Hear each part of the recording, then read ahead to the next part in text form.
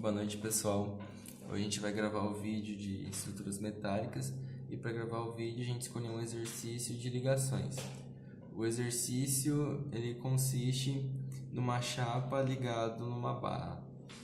O que difere esse exercício dos exercícios vistos em sala é que a força aplicada ela está aplicada perpendicularmente em direção da chapa, a maior direção da chapa. Ao contrário que os exercícios vistos em sala são aplicados paralelamente à maior dimensão da placa. Isso resulta em uma componente de forças diferente do que foi visto em sala. Então a gente vai estudar esse caso dando ênfase na resultante das forças e a aplicabilidade de cada uma das componentes.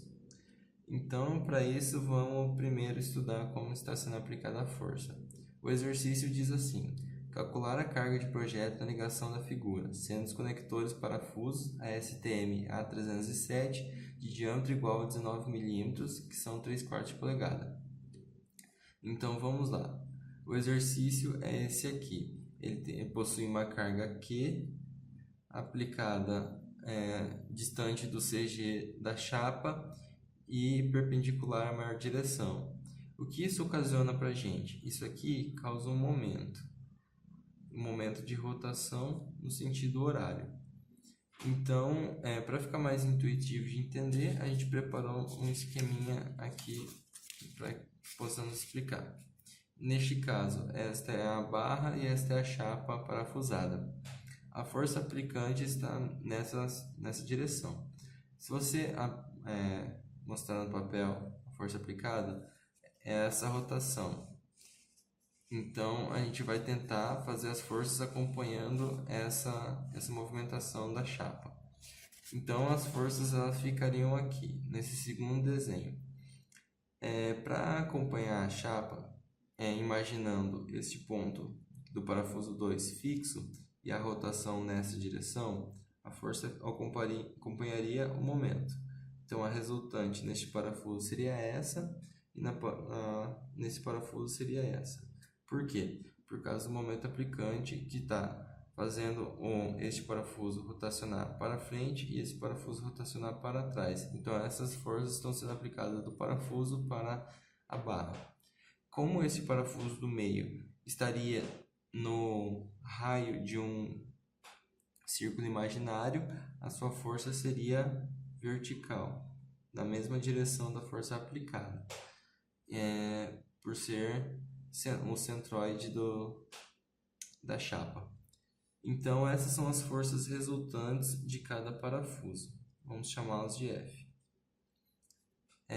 A gente precisa, então, a pedido do exercício, dimensionar essa ligação, os parafusos, para maior carga Q. Então, a gente vai escolher o pior caso, que são os parafusos mais solicitados. Então, assim, escolhemos como os parafusos 1 e 3 como os de maior carga. Porque os parafusos 1 e 3, que são as extremidades, têm maior carga? Porque eles possuem ambas componentes verticais e horizontais.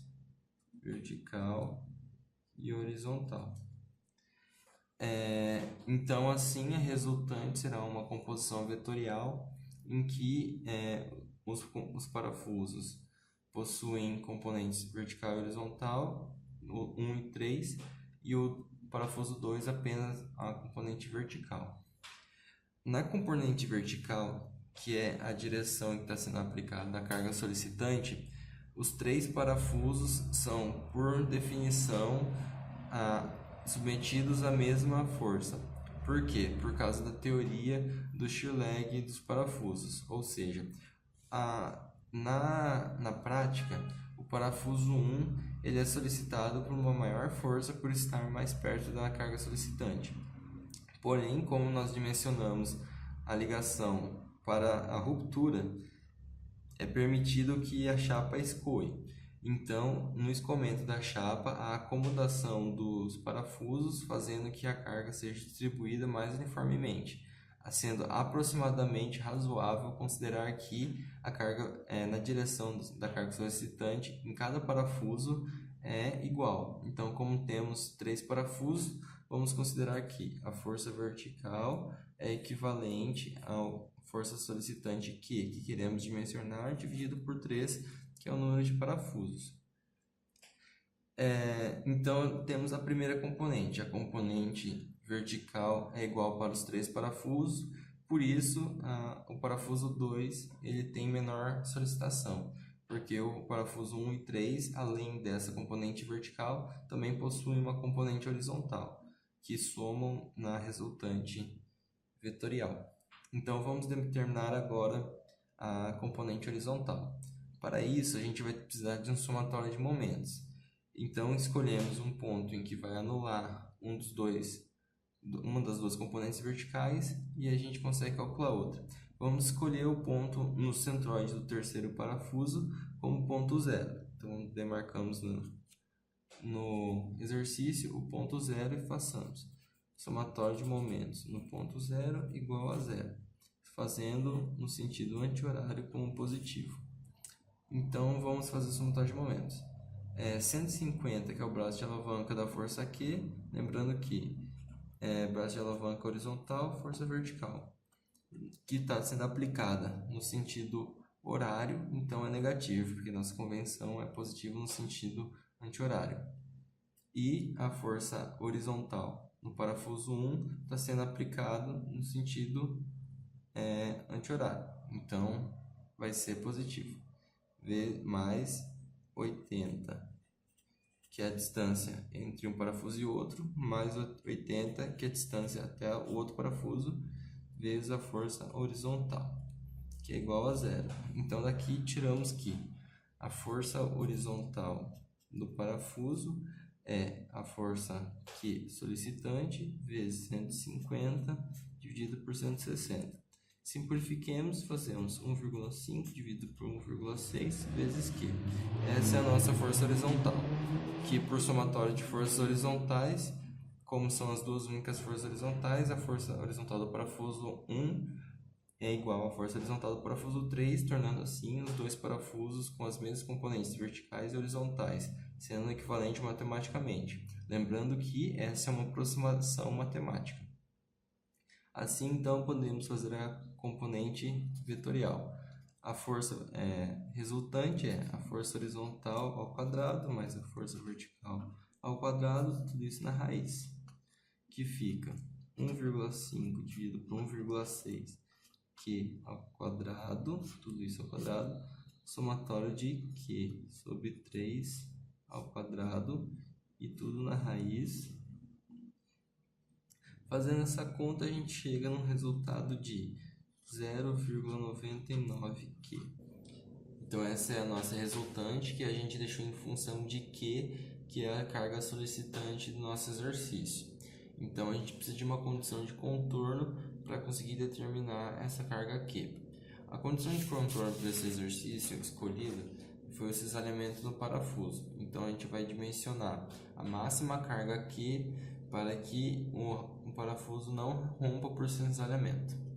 A forma para o cisalhamento a gente escolheu como plano de cisalhamento na rosca do parafuso, porque é um caso mais seguro, já que a gente não tem essa informação do exercício. Então a fórmula é 0,4 de AB vezes FB dividido por gama A2, que é o coeficiente de redução da ruptura. Então, colocando os valores, a gente tem FRDV igual a 0,4 vezes AB é a área do parafuso. A gente considera a área integral do parafuso, que é π vezes 19, que é o diâmetro do parafuso quadrado, sobre 4, vezes 415, que é do A307, que é parafusos de alta resistência, dividido por 1,35. Então, assim a gente tem o valor da resistência, que é de 34,88 kN.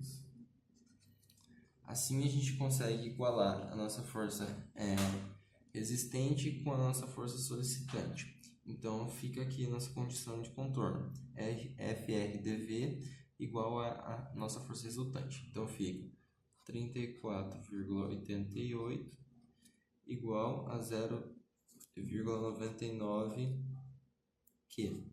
E dessa equação a gente tira aqui Q é igual a 35,21 kN.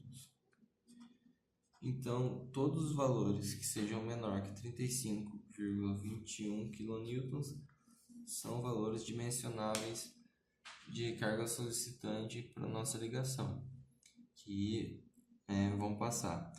Caso necessite de uma força solicitante maior, deve-se adotar parafusos mais resistentes ou de maior diâmetro. Então a gente vai fazer mais uma verificação, que é a pressão de contato, que é a última verificação de parafusos antes das verificações de chapa. Não vamos fazer as verificações de chapa, mas vamos deixar algumas observações. Então aqui essas verificações de chapa. O primeiro lado da equação diz respeito ao rasgamento e o segundo lado da equação diz respeito ao esmagamento da seção da chapa pelo parafuso. Então vamos ver as condições de contorno para que isso não ocorra.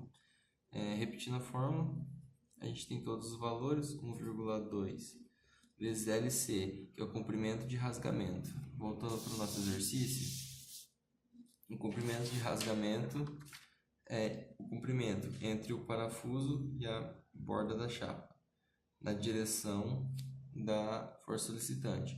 Então temos duas direções, então vamos verificar para as duas direções.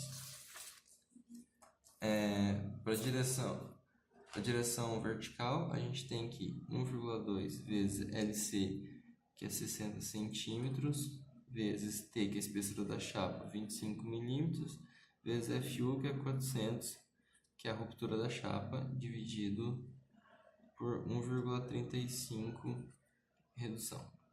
E aqui, que é o esmagamento, a gente vai fazer também 2,4 vezes dB, que é o diâmetro do parafuso, então é 19, vezes T, que é a espessura, que é 25, vezes FU também, lembrando que neste caso é da chapa, porque é uma verificação da chapa, dividido por 1,35.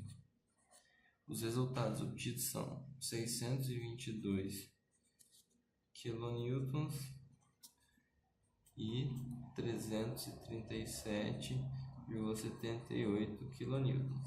Destes dois valores, adotamos o menor, que é 337,78 kN, que é o nosso valor de resistência contra o esmagamento. E a nossa ordem de grandeza de solicitação é de 35 kN, o que passa tranquilamente. Porém, a gente tem que comparar com certo, que não é a carga solicitante, mas a carga na direção da pressão de contato. E essa força resistente a gente tem que comparar com a força vertical, que é a direção que a gente escolheu a nosso comprimento de rasgamento. Então tá, a nossa força vertical a gente sabe que é Q sobre 3, então é 35,21 dividido por 3. Isso dá 11,74 kN. Obviamente, 11,33 e 11,74 kN é bem melhor que 337. Então, está verificado e a nossa chapa está bem a 3% aproximadamente da resistência dela. Agora a gente vai verificar para o caso do rasgamento devido à força vertical. 1,2 vezes 70 vezes 25 vezes 400 dividido por 1,35. Isso dá aproximadamente 630,35 kN. E a gente sabe que a nossa força horizontal é 1,5 dividido por 1,6 vezes Q, que é 1,5 dividido por 1,6 vezes 35,21, nesse caso dá 33 kN. Novamente, como esse valor é maior que 337, a gente continua adotando 337 como a nossa resistência. Então, a gente compara a nossa carga solicitante com a nossa resistência 337 e novamente é abaixo de 10% da nossa resistência. Então, está verificada a nossa ligação, a gente viu que ela passa em todos os quesitos e também nos quesitos de rasgamento e esmagamento da chapa. Há outras verificações, como cisalhamento da chapa e tração na chapa, que podem ser feitas e são análogas aos exercícios ouvidos em sala, considerando que a gente deve usar a solicitação na direção certa. No caso da tração, a gente precisa da força que traciona a barra, que nesse caso do nosso exercício aqui, a força de tração do nosso exercício seria essa, que é a componente horizontal da nossa força Q, que nesse caso é 1,5 dividido por 1,6 Q. Então essa força a gente compararia com a tração da chapa e o cisalhamento seria a componente vertical, nosso VF, que são Q dividido por 3. Então essa é a diferença dos exercícios em sala. Considerando o momento, a gente tem solicitações diferentes e por mais que os parafusos 1 e 3 tenham a mesma solicitação, tem direções de aplicação diferentes. É isso então, espero que tenham gostado e até mais.